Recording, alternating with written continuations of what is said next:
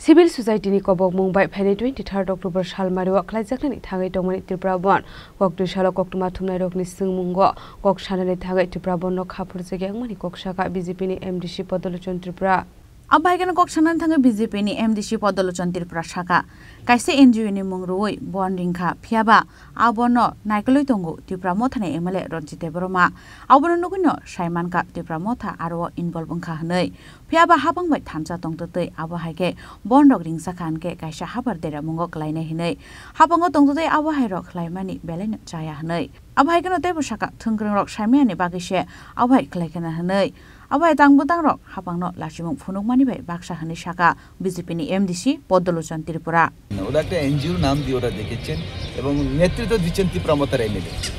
তো আমরা পরিষ্কার তা থেকে আমরা বুঝতে পারি যে ত্রিপুরা মতা পার্টির এইখানে ইনভলভ রয়েছে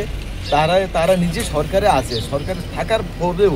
এই রাজ্যের জাতির জন্য তিনি বিঘ্ন ঘটিয়েছে বিঘ্ন ঘটাবে বা এখানে একটা